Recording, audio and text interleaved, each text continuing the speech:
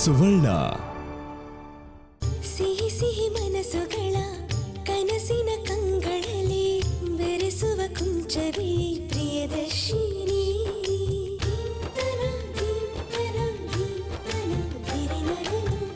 ಅಕ್ಕಂಗ ಅವಮಾನ ಮಾಡಿದವರಿಂದ ಉತ್ತರ ಕೇಳಲೇಬೇಕು. ಅಂದ್ರೆ ಅಷ್ಟು ಗೊತ್ತಾಗ್ಲಿಲ್ವೇನಮ್ಮ ನಿನ್ಗೆ? ಹೋಗ್ಲಿ ಪಾಪ ಅಂತ ಅತ್ತೆ ಜೀವನ ಕಾಪಾಡೋದ್ಲು ನಮ್ಮಕ್ಕ. ಆ ಒಂದು ಕೃತಜ್ಞತೆ ಬಿಟ್ಟು ಅಕ್ಕನ ಮೇಲೆ ಕೊಲೆಗಾತಿಯನ್ನ ಪಟ್ಟ ಕಟ್ಟಿ ದೇವಸ್ಥಾನದಲ್ಲಿ ಪ್ರಮಾಣ ಮಾಡಕ್ ಹೇಳಿದ್ಲು ನಿಮ್ಮತ್ಗೆ ಆ ಪ್ರಭಾವತಿ. ಅಷ್ಟ್ ದೊಡ್ಡದಾಗಿ ದೇವ್ರ ಮುಂದೆ ಪ್ರಮಾಣ ಮಾಡಿದ್ರಲ್ಲ, ನಾನ್ ಹೇಳ್ತಿರೋದೇ ಸತ್ಯ ಅಂತ.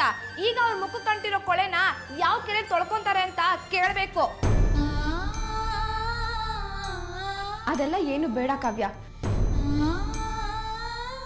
ನಾನು ತಪ್ಪು ಮಾಡಿಲ್ಲ ಅಂತ ಸಾಬೀತಾಯ್ತಲ್ಲ, ನನ್ಗಷ್ಟು ಸಾಕು. ಈ ವಿಷಯನ ಕಿತ್ಕೋದ್ ಬೇಡ, ಹೋಗ್ಲಿ ಬಿಟ್ಬಿಡು. ನೋಡಕ್ಕ, ನಾನು ನಿನ್ನಷ್ಟು ಒಳ್ಳೆಯವಳಲ್ಲ. ನೀನ್ ಬೇಕಾದ್ರೆ ನಿಮ್ಮ ಮಾವ ಅತ್ತೆ ಮೇಲೆ ಕರುಣೆ ತೋರಿಸ್ಬಿಡ್ಬೋದು. ಆದ್ರೆ ನಿನ್ಗಾಗಿರೋ ಅವಮಾನಕ್ಕೆ ನಾನು ಉತ್ತರ ಕೇಳ್ತೀನಿ. ಕಡೆ ಪಕ್ಷ ನನ್ನ ಕೋಪ ತಣ್ಣಗಾಗೋವರ್ಗಾದ್ರೂ ಉಗಿದ್ಬಿಟ್ಟು ಬರ್ತೀನಿ. ಕೊಡಮ್ಮ ಇಲ್ಲಿ.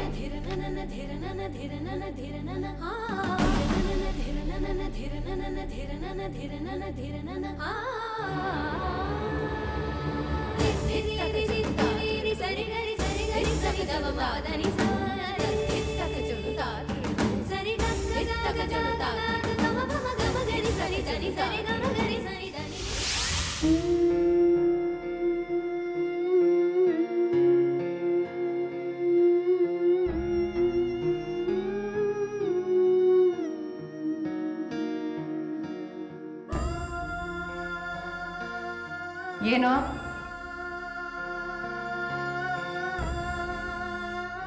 ನೀನ್ ಹೆಂಡತಿ ಮನೆ ಕಡೆಯಿಂದ ಯಾವ ಸುದ್ದಿನೂ ಬಂದೇ ಇಲ್ಲ.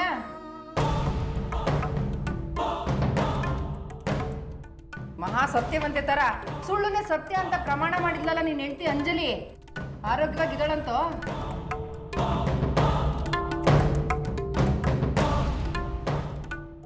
ನನಗೂ ಗೊತ್ತಿಲ್ಲ ಮಮ್ಮಿ. ನಿಮಗೆ ಅವಮಾನ ಮಾಡಿದ್ದಾರೆ ಅಂದಮೇಲೆ ಏನಾದ್ರೇನು ಅಂತ ನಾನು ತಲೆ ಕೆಡ್ಸ್ಕೊಳಕ್ಕೆ ಹೋಗಲಿಲ್ಲ.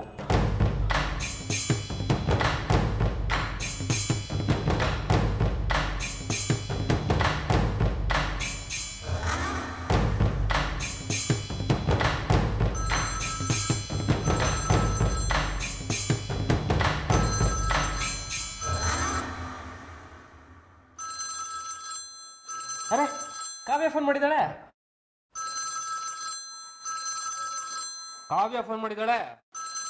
ಮಾಡ್ತೀನಿ ನೋಡಿ ಇವಾಗ. ನೋಡಿ, ಬ್ಯಾಡ್ ಮಾರ್ನಿಂಗ್. ನಾನು ನಿಮ್ಗೆ ಅದನ್ನ ಹೇಳ್ಬೇಕು ಅಂತಾನೆ ಕಾಲ್ ಮಾಡಿದ್ದು.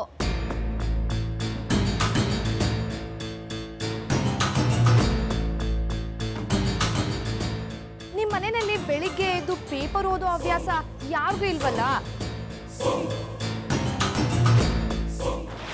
ಅದಕ್ಕೆ ನೆನಪು ಮಾಡೋಣ ಅಂತ ಕಾಲ್ ಮಾಡಿದೆ. ಇವತ್ತಿನ ಪೇಪರ್ ತಗೊಂಡು ಪೇಜ್ 3ನಲ್ಲಿ ಫ್ಲಾಶ್ ನ್ಯೂಸ್ ಏನ್ ಬಂದಿದೆ ಅಂತ ಸ್ವಲ್ಪ ನೋಡಿ. ಹಾಗೆ ಇವತ್ತಿನ ಪೇಪರ್ನ ನಿಮ್ಮ ಮಹಾತಾಯಿ ದ ಗ್ರೇಟ್ ಪ್ರಭಾವತಿ ಅವ್ರ ಮುಖದ ಮುಂದೆ ಇಡಿರಿ.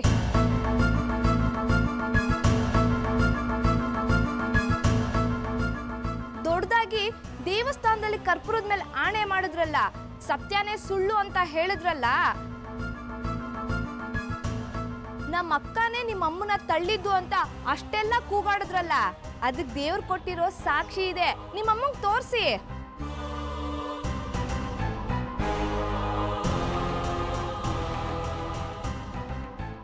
ಹಾಗೆ ನಮ್ಮ ಅಕ್ಕನ ವಿಷಯಕ್ಕೆ ಸುಮ್ನೆ ಕಾಲ್ ಕೇರ್ಕೊಂಡು ಜಗಳಕ್ಕೆ ಬರಬೇಡಿ ಅಂತ ಎಚ್ಚರಿಕೆ ಕೊಡ್ತಾ ಇದೀನಿ ಅಂತ ನಿಮ್ಮ ಅಮ್ಮಂಗೆ ಹೇಳಿ.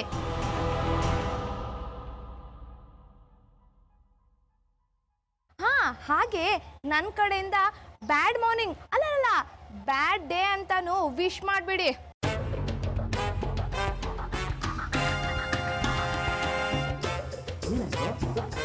ಪೇಪರ್ ಪೇಪರ್ ಪೇಪರ್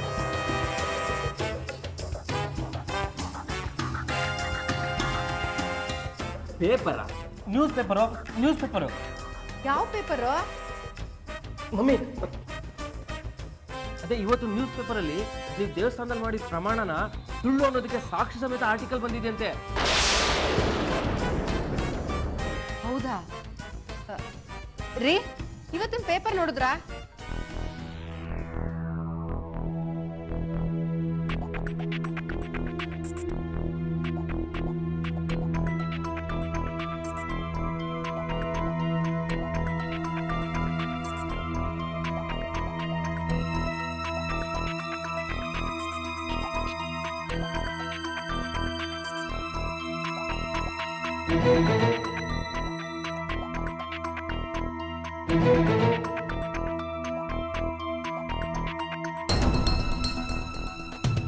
ಬಿದ್ದಿದ್ದು ಕಾಯಿ, ಒಡೆದಿದ್ದು ಮನೆತನ.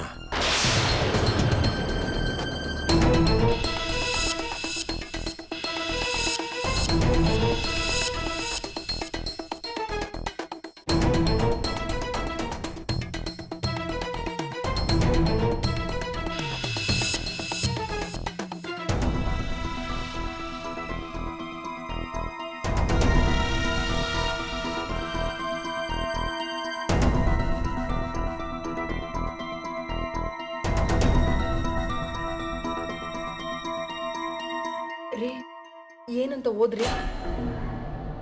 ನಗರದ ಖ್ಯಾತ ಉದ್ಯಮಿಯೊಬ್ಬರು ತಮ್ಮ ಉದ್ಯಮದಲ್ಲಿ ಯಶಸ್ಸನ್ನು ಕಂಡಿದ್ದರೂ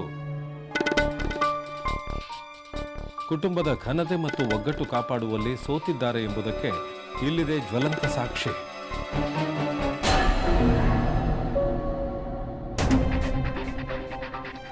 ಖ್ಯಾತ ಉದ್ಯಮಿ ಶ್ರೀ ಚಂದ್ರಶೇಖರ್ ಅವರ ಕುಟುಂಬದಲ್ಲಿ ಬಿರುಕುಂಟಾಗಿದ್ದು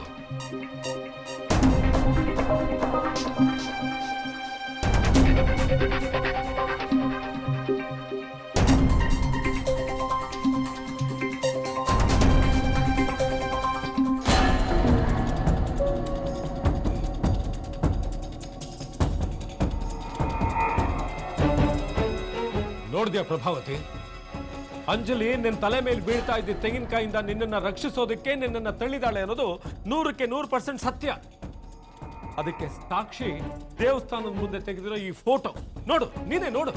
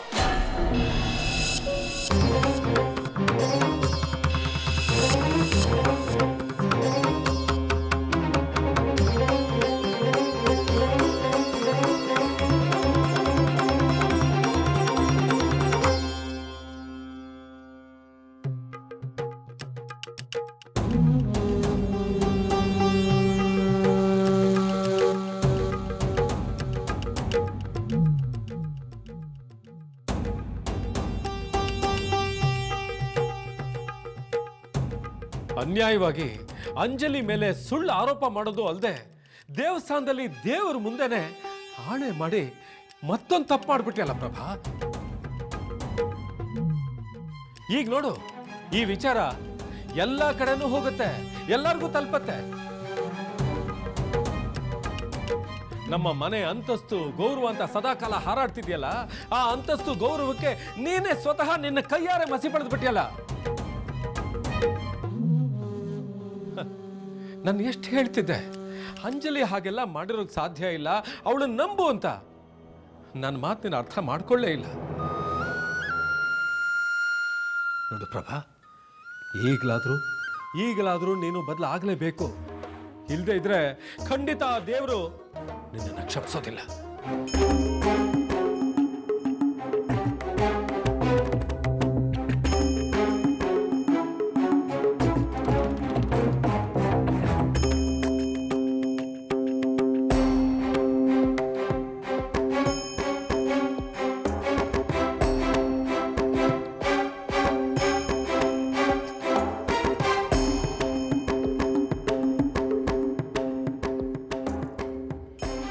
ಮಮ್ಮಿ, ನೀವು ದುಡುಕ್ಬಿಟ್ರಿ. ಪಾಪ ಅಂಜಲಿ ನಿಮಗೆ ನೋವಾಗದೇ ಇರಲಿ ಅಂತ ಕಾಪಾಡೋದಕ್ಕೆ ನೋಡಿದಾಳೆ. ಆದರೆ ನೀವು ಅವಳ ಮೇಲೆ ಅನುಮಾನ ಪಟ್ರಿ, ಅವಳು ಒಳ್ಳೆತನಕ್ಕೆ ಅವಮಾನ ಮಾಡಿಬಿಟ್ರಿ. ಸಾಕು, ನಿಲ್ಲಿಸಿ ಮಮ್ಮಿ, ಈ ಸ್ವಾಮಿ ಮಾರದ ನಾಟಕ ಇಲ್ಲಿಗೆ ನಿಲ್ಲಿಸಿ. ನನಗೆ ನನ್ನ ಹೆಂಡತಿ ಬೇಕು. ಹೌದು ಕಣೋ, ನನಗೂ ನನ್ನ ಕಾವ್ಯ ಬೇಕು. ನಾವು ಹೋಗಿ ಕರ್ಕೊಂಡ್ಬರ್ತೀವಿ.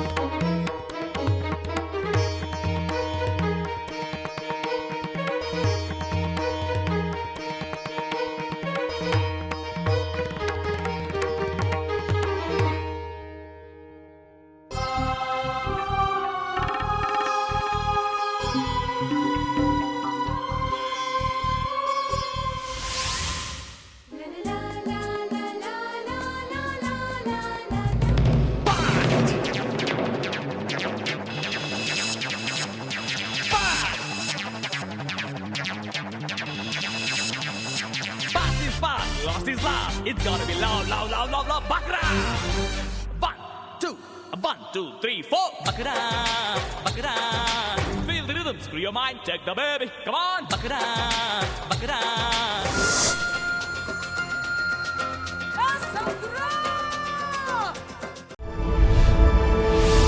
ನೀವು ನೋಡ್ತಾ ಇದ್ದೀರಾ ಸುವರ್ಣ. ಕನಸಿನ ಕಂಗಳಲ್ಲಿ ಬೆರೆಸುವ ಕುಂಚವೇ ಪ್ರಿಯದರ್ಶಿನಿ.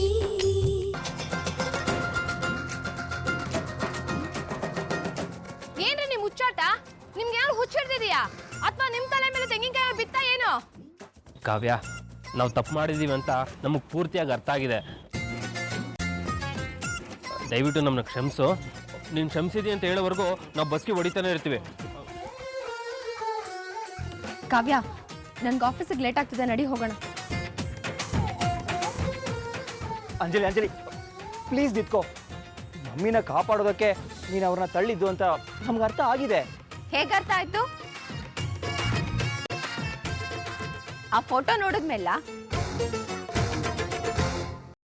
ಅದಕ್ಕೆ ಮುಂಚೆ ನಾನು ಪದೇ ಪದೇ ಹೇಳ್ಕೊಂಡೆ ನಾನು ತಪ್ಪು ಮಾಡಲಿಲ್ಲ ಅಂತ. ಅವಾಗ ನಿಮಗೆ ನಂಬಿಕೆ ಬರಲಿಲ್ಲ. ಇದೇ ದೇವಸ್ಥಾನದಲ್ಲಿ ಪ್ರಮಾಣ ಮಾಡಿದೆ, ಅವಾಗಲೂ ನಿಮಗೆ ನಂಬಿಕೆ ಬರಲಿಲ್ಲ. ಯಾರೋ ಮೂರನೇ ವ್ಯಕ್ತಿ ಫೋಟೋ ತೆಗೆದು ಪೇಪರ್ನಲ್ಲಿ ಆರ್ಟಿಕಲ್ ಪಬ್ಲಿಷ್ ಮಾಡಿರೋದ್ರಿಂದ ನಾವು ಒಳ್ಳೆಯವರು ಅನ್ನೋ ಸರ್ಟಿಫಿಕೇಟ್ ಸಿಗ್ತಾ ನಿಮಗೆ?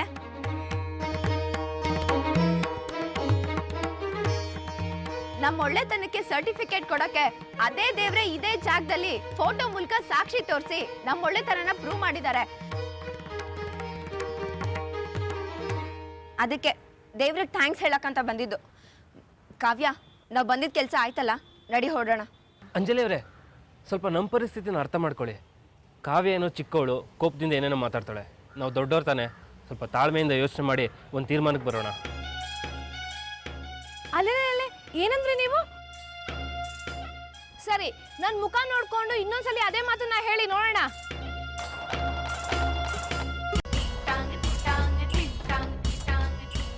ಅಲ್ಲ ರೀ, ಹೆಂಡತಿಗೆ ಹೆಂಡ ಕುಡ್ಸಿ ತಾವು ಹೆಂಡ ಕುಡ್ದು ಬಾಡಿಗೆ ರೌಡಿಗಳನ್ನ ಕರ್ಸಿ ಚುಡಾಯಿಸೋ ಅಂತ ಮಾಸ್ಟರ್ ಪ್ಲಾನ್ ಮಾಡಿದ್ರಲ್ಲ, ಇದು ದೊಡ್ಡವ್ರು ಮಾಡೋ ತೀರ್ಮಾನನ? ಹೌದು ಬಿಡಿ, ನೀವು ತುಂಬಾನೇ ದೊಡ್ಡವರು.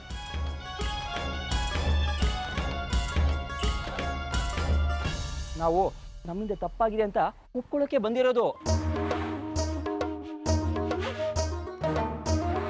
ಅಷ್ಟೇ ಅಲ್ಲ, ಇನ್ಮೇಲೆ ಕಹಿ ವಿಷಯಗಳನ್ನೆಲ್ಲ ಮರೆತು ಎಲ್ಲರೂ ಸಂತೋಷದಿಂದ ಸುಖವಾಗಿ ಬಾಳೋಣ ಅಂತ ತೀರ್ಮಾನ ಮಾಡಿದ್ವಿ. ಅಲ್ವೇನೋ ಅಗ್ರಜ? ಎಕ್ಸಾಕ್ಟ್ಲಿ. ನಾವು ಮಾಡಿ ತಪ್ಪನ್ನ ನಾವು ಒಪ್ಕೋತೀವಿ, ಹಾಗೆ ನೀವು ಮಾಡಿ ತಪ್ಪನ್ನ ನಾವು ಮರ್ತು ಬಿಡ್ತೀವಿ. ನಮ್ಮನ್ನ ಕ್ಷಮಿಸಿ ನಮ್ಮ ಜೊತೆ ಮನೆಗೆ ವಾಪಸ್ ಬಂದ್ಬಿಡಿ. ಅಯ್ಯೋ ಪಾಪ, 60ರಲ್ಲಿ ಬರ್ಬೇಕಾಗಿರೋ ಅರಳು ಮರಳಿನ ಕಾಯಿಲೆ ನಿಮ್ಗೆ ಇವಾಗ ಬಂದಿರೋ ಹಾಗಿದೆ. ಅದಕ್ಕೆ ಎಲ್ಲ ಮರ್ತ್ಬಿಡ್ತೀನಿ ಅಂತ ಹೇಳ್ತಾ ಇದ್ದೀರಾ. ನೀವು ಮಾಡಿರೋ ಅವಮಾನಗಳನ್ನ ನಾವ್ ಇಷ್ಟು ಬೇಗ ಮರೆಯೋದಿಲ್ಲ. ಇಷ್ಟಕ್ಕೂ ಎಲ್ಲಾ ತಪ್ಪು ಕಾರಣ ನಿಮ್ ತಾಯಿ. ಅವರೇ ಬಂದು ತಪ್ಪಾಯ್ತು ಅಂತ ಕೇಳ್ಕೊಂಡ್ಮೇಲೆ ನಾವ್ ನಿಮ್ ಜೊತೆ ಆ ಮನೆಗೆ ಬರ್ಬೇಕೋ ಬೇಡವೋ ಅಂತ ಡಿಸೈಡ್ ಮಾಡ್ತೀವಿ.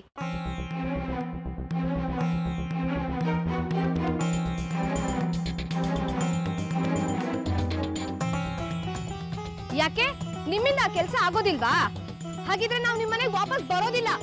ಬಾಕ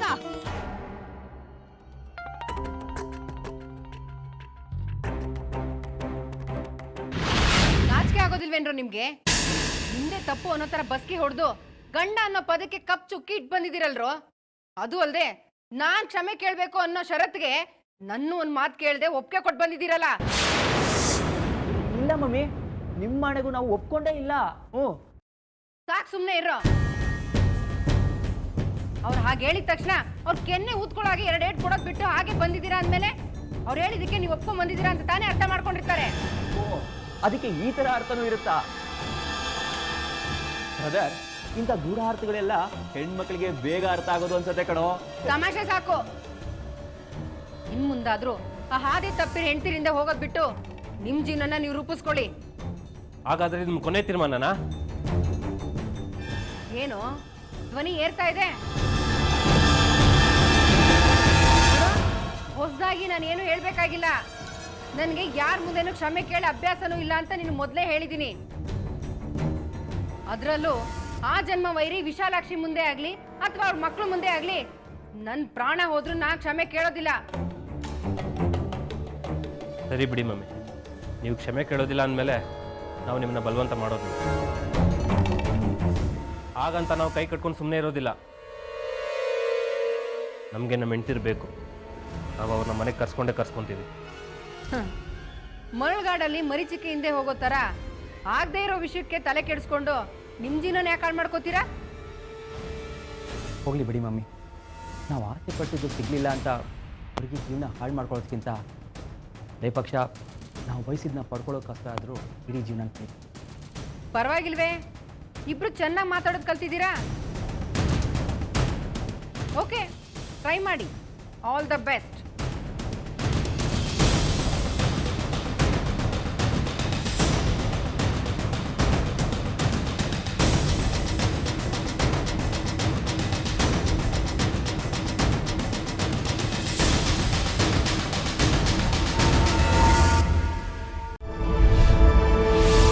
ನೀವು ನೋಡ್ತಾ ಇದ್ದೀರಾ ಸುವರ್ಣ. ಮನಸ್ಸಿನ ಕಂಗಳಲ್ಲಿ ಬೆರೆಸುವ ಕುಂಚವೇ ಪ್ರಿಯದರ್ಶಿನಿ.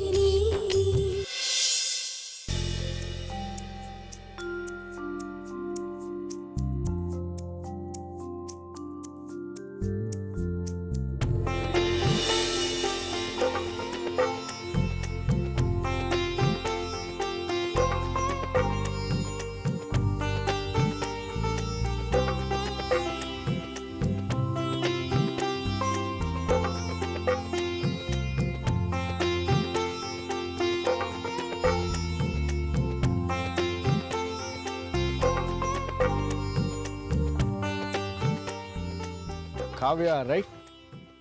ಹೌದು. Ajay, Satyavani press photographer.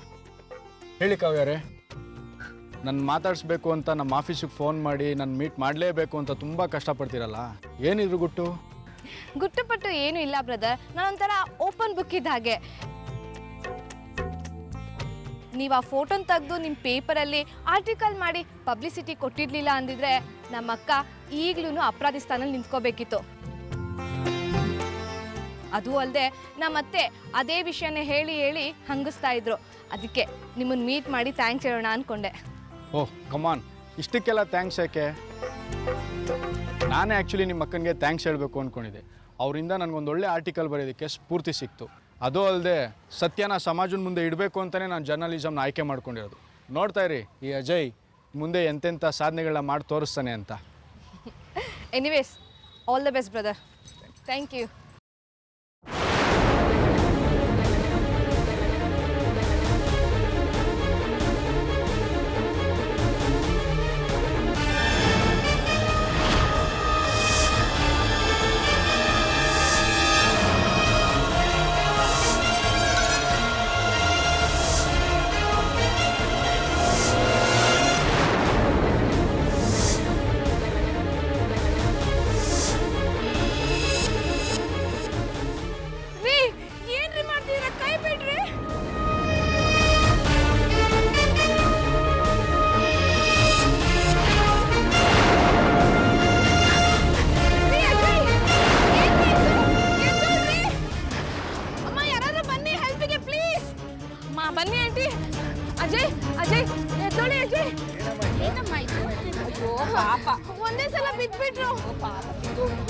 ಅದು ತಗೊಂಡ್ಬನ್ನಿ